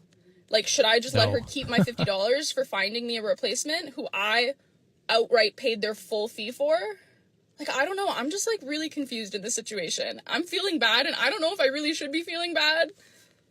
I don't know, man. Yeah, I get the, like, being, like, am I being, you know, a terrible person, like, demanding this? But it's in her contract. Like, the contract should be upheld. A lot of people are saying, like, small claims court, it's an easy win. And I agree. I think the makeup person is probably just hoping that no one, like, she won't go through with it. But yeah, I think you have to, because who knows, she could screw over more people, like, going forward. It's like, that's shitty. That's shitty for those people. So, yeah, you're absolutely not the asshole. Wouldn't blame me if you brought her to small claims court and, yeah, just dealt with her that way. Man, that was, a bit of a lighter story because she did get her makeup done. In the end, she got what she wanted. She dealt with a better makeup person, it sounds like. So I'd recommend that person going forward. All right, here. Okay. This one is a peanut allergy story. Sorry, Sean. We're going to be doing some peanut allergies. Did not realize. Let's hear this story. I'm already pro peanut allergy, so I don't know if I'm gonna have a different reaction than Sean, but how interesting my peanut allergy would be to you guys. It's always been like the least interesting part of my life, I feel like, even though it's a huge part of my life. So I thought I would just like share some stories from my childhood that were kind of traumatizing looking back, but here we are now. Okay, everyone listening, clip this for Sean. Send it to him on Discord. Over 20 years ago, my mom created the first peanut-free table, like in my area, my district, all of that. No one had heard of it. She had to advocate for me. My peanut allergy was so serious, guys. Hell yeah for your mom. And I remember this, like, when I was growing up, that was kind of like the rise of, you know, peanut-free classrooms and stuff like that in my area anyway. So I mean, we've been through this where it's like, yeah, this is like peanut free. You can't bring anything to school now that's peanuts. And it's like, okay, sure. Like there were definitely a lot of people that were pissy about it and angry, but it's like, yeah, I mean, probably shouldn't just, you know, kill kids basically. It's a good policy. And I gotta say, I know we're digging at Sean. Yeah, we talk about it actually in next week's episode. He's not actually serious about it. He just is playing the heel, for more of a comedy aspect. So he doesn't actually think peanut allergy people are weak or whatever. It's like, it was like off the charts. Like when they would show like the scale, mine would literally be like up here and the normal scale is like down here. So when we moved to Texas, we were like obviously really freaked out because I had already had a few like really bad reactions before that. And I'm also a little kid that can't like read all of the ingredients. I mean, I feel like the peanut allergy definitely grew me up real fast because I could not eat any food at school if my mom did not package it. My mom became the room mom, the one that went on field trips, like everything. So back to the table. In elementary school, we just tried to create like a little peanut-free table, but that wasn't enough. The peanuts were still too close, the airborne, all of that. So by the time I got Airborne. There you go. Airborne peanut allergies. They are a thing, Sean. Look it up. to intermediate school, I was so lucky that I got to sit on the stage. Can you picture an elementary and intermediate? It's intermediate for us was 5th and 6th grade. You know, usually there's like stages for like the musicals and stuff. Yeah, I got to sit up there.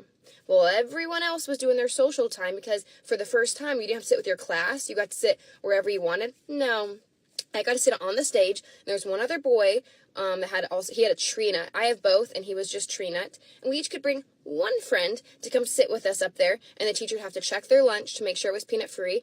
But then it became not cool.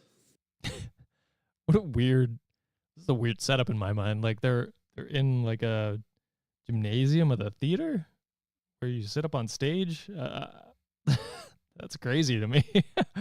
Also, yeah, just ostracizing the people who have peanut allergies. That's kind of crazy. Not cool to want to sit up there. Like that was just my first experience of being left out because no one wanted to come sit up there with me. You can't make people not eat peanuts. So sometimes I would just have to sit there by myself and everyone stares. Like I'm on the stage and I would just sit up there every day eating my lunch. Jesus. And then the kids obviously like would complain about washing their hands after lunch and like the teacher would try to do her best to like make everything clean for me when I get back to the classroom. But it was horrible, guys. Like, oh my gosh, it was horrible. And next I'll tell you about how I carried my EpiPen. Oh my goodness, this sounds awful. I mean, yeah, like when she was saying like you can't force people not to have peanuts, that's literally what my school district did. They're like, yeah, no peanuts in school anymore, guys. And I think it's like in a lot of places it's like that now. Granted, this is Texas, so you know, thinking about the children, not always top of their mind, but as a government, I should say, not as like I'm sure the people care about that stuff, but yeah, that's shitty. Hopefully, you know, Sean sees this and listens. Okay, so this next one here is, you know, we'll do one more and then we'll just chat a little bit. So throw any questions or comments or anything you want me to see in the chat, and I'll get to that after this next one. Because I think it's pretty long. And we're going to learn about Canada today, guys. We are Canada, made up of 10 provinces and 3 territories with capitals and all. We're here to teach you all and then some facts that go along with them. So So sing. I hate that I was tagged in this. People are like, Josh, or someone tagged us and was like, Josh, I'm learning about Canada or something like that. I was like, cool. So fucking annoying. So now you guys have to sit through it because I did. Sing along with me now, let's have a ball. I am Alberta, my capital is Edmonton. I am a province of Canada, my time zone is in Mountain. Props for the rhyming. Yeah, that's Alberta. That's the state I make fun of the most. For everyone that listens. I think that's the one I make fun of the most. Yeah, it has to be Alberta. The Texas of Canada, as I call it. We have quite a few listeners from Alberta, and so shout out to you guys in the comments. My flowers, the wild rose, my trees, the lodgepole pine, my birds, a great horned owl, and my scenery is fine. Hello, I'm Quebec, in case you didn't notice me. My capital is all. Oh, so they're going in order of provinces I make fun of, because I think Quebec is second on that list. That's right across the border. I'm like right here, maybe. Yeah, I think right in there. So Quebec with an accent aigu-y. I'm a French-speaking province of this Canadian country, and I'm the largest province by area in Canada, you see. I am Saskatchewan. This is crazy. They are going in order of ones I make fun of. This is Saskatchewan, the DLC of Canada. Just look how straight that is. You can't tell me that's not. They just made this up. They just drew this in afterwards. Like, you can't tell me this is not. This is a fake province, and it should just be split into the other ones. This is crazy. My capital is Regina. Royal Saskatchewan Museum is a great seaport. He said Regina, but I've only ever heard people call it Regina. Maybe that was for the rhyme, or maybe it was to avoid being taken down by TikTok. But for all of you, I became a province of Canada in 1905, and my provincial bird is a sharp-tailed grouse that can fly. Now I'm British Columbia, Victoria is my capital, Canada's westmost province, touching the Pacific coast. I don't really have anything bad to say about BC. I would love to go someday. I have quite a few friends there. It looks beautiful. I love the Vancouver Canucks hockey team, so they're not my main team, but I do like cheering for them. And they've got beautiful mountains, so I don't know. I have nothing bad to say about BC. Let me know if you do, so I can have talking points for to diss BC if it ever comes up in stories. I have lots of mountain ranges. Whistler Mountain is my most famous. If you're looking to ski or snowboard, I have lots of these places. Hey, I'm Manitoba, my capital's Winnipeg. I'm a province of Canada, I'm not. Why does the Manitoba voice sound terrible? This is probably the next one I make fun of the most. My buddy's from there, actually. He lives in Winnipeg. Yeah, not much going on there either. But shout out to anyone from Manitoba. Pulling your leg. Past flowers, my provincial flower. Great gray owls, my bird. I have Arctic tundra in the north and southern farmland to herd. Hey, I'm Ontario, my capital is. Shout out to the hometown. Let's go. Ontario, we love it. Also trash in many places, I gotta say. Ontario's crazy. So like all of this, no one lives up here, or very few people. Most people live like, if I could, pretty much that line actually, like this line. It's like everyone lives below that line, and there's probably like, not very many people up above that. Toronto, the Hudson Bay's to my On terrible, I like that. That's good. north and the U.S. to the south, half of Lake Ontario sits in my province, you see. It's one of the 5 Great Lakes, 4 of them to border me. We are Canada, made up of 10 provinces and 3 territories with capitals and all. We're here to teach you all, and then some facts that go along with them. So sing along with me now, let's have a ball. Seems like one of those videos. Yeah, some people are saying it's a bad trip, and I agree with that. I like it. Hi, I'm New Brunswick, my capital is Fredericton. I border the U.S. state of Maine, my largest city is St. John. My Bay of Fundy is most famous for its extreme tides, and if you're into whale watching, that's where you'd want to reside. I've been there. It's very beautiful there. Hello, I'm Nova Scotia, my capital's Halifax. I'm one of Canada's maritime provinces, now how about that? I'm in the Atlantic Ocean, I also have long coastlines. I'm home to the puffin and seals, yeah, my scenery is fine. I'm Prince Edward Island, my capital is Charlottetown. I'm a Canadian province and where the province house is found. I am known for my seafood, mostly lobsters and mussels, the Gulf of St. Lawrence. That is correct. When you get high in Canada, this is what you hallucinate. This song, actually. When you go to BC and smoke the good stuff, this is what you see. This is where you can view some sea vessels. Hey, I'm Newfoundland and Labrador. My capital, St. John's on the... So, fun fact about Newfoundland and Labrador. They are very, very hard to understand people. They talk with a very heavy accent. Could I tell you what that accent is? No, I could not define it if my life depended on it. But definitely look up like Newfie accent. It's like just very thick. I'm trying to describe it. It'd be like, I guess French and Irish mix would be what I would guess the reason it sounds like that is. But it's a heavy accent. I had worked with one guy that had it, and it was very hard to understand what he was saying. But it's very beautiful spots, and they're super nice people. Like, I have nothing bad to say about the people. They're super nice, but just very, very hard to understand them.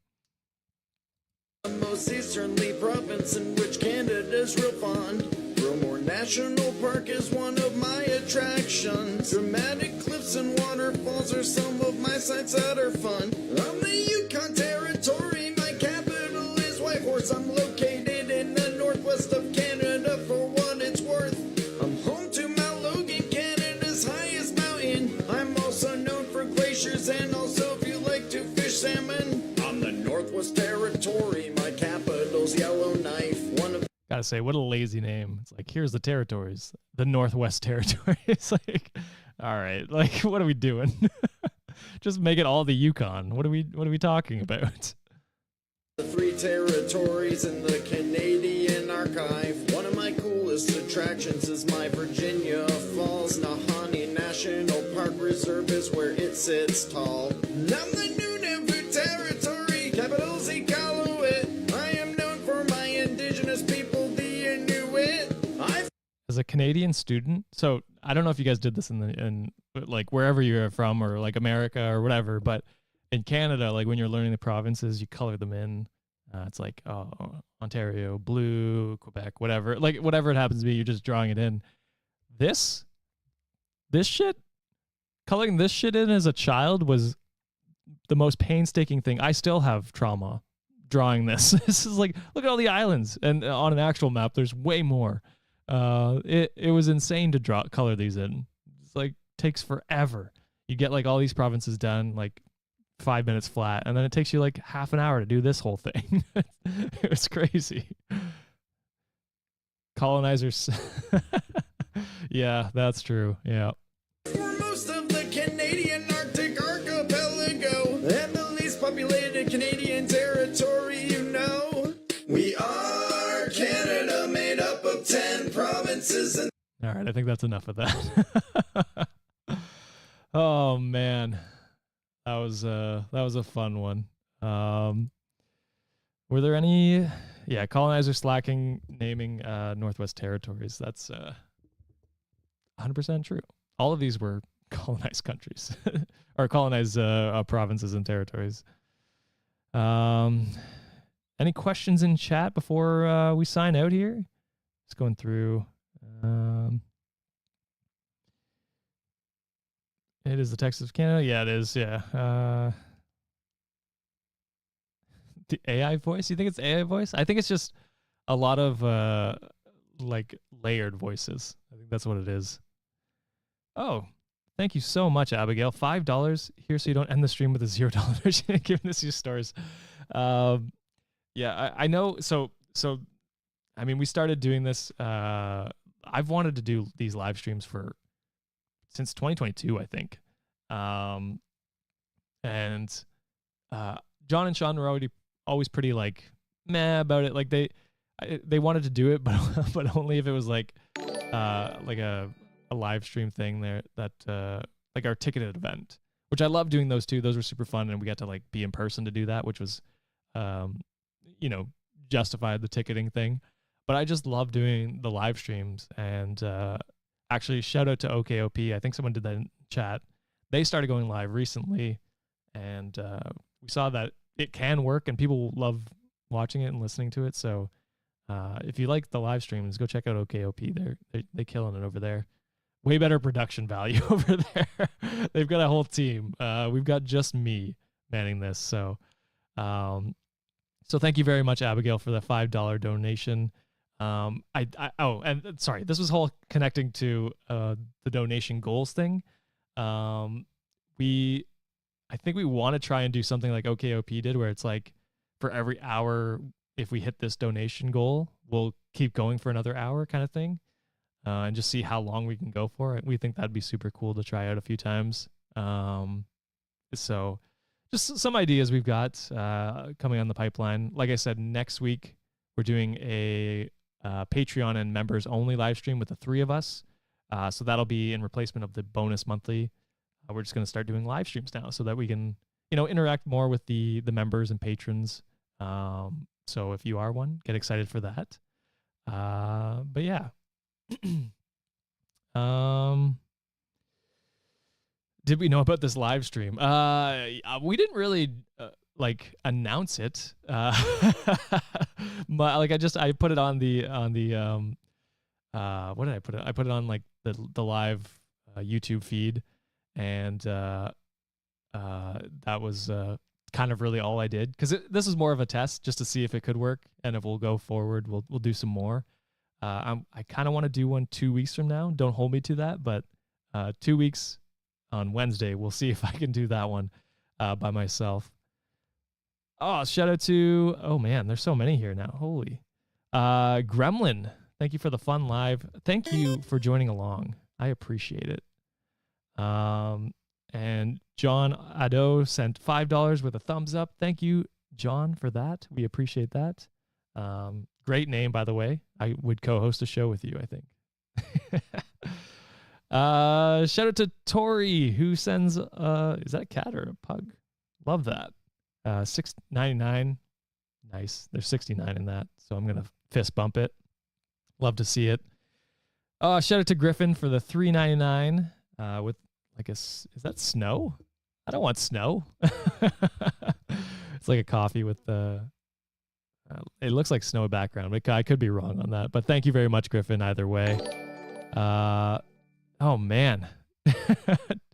I got to shout all these out before we end the stream. So Tabby with Mittens. Shout out to you, Tabby with Mittens, for the $5. You also did like a member donation, I think, a couple premieres ago.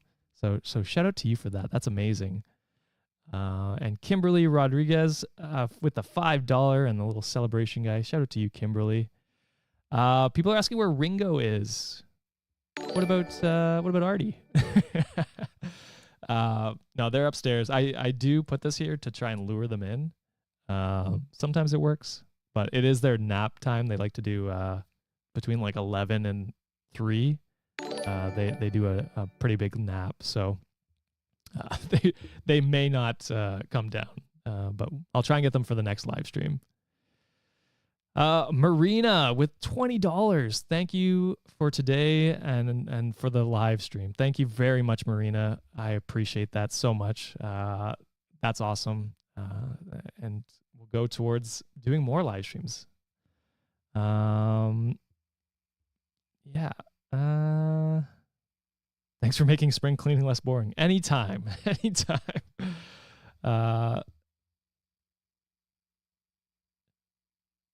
Yeah. Sean is going to be so jealous that those aren't going to the Venmos. Absolutely he will.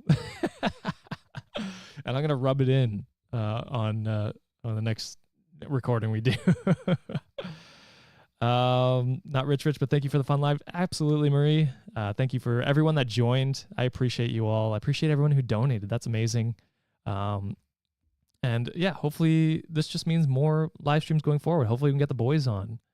They work during the day, so we might have to finagle some stuff to get them in here, but we appreciate you all. And yeah, with that, thank you very much. I'm going to end the show. And we'll see you guys on Thursday, I guess, if you're rich. You get the episode tomorrow, but we'll see you on Friday for the Am I the Asshole episode. Thank you very much, everyone. Bye.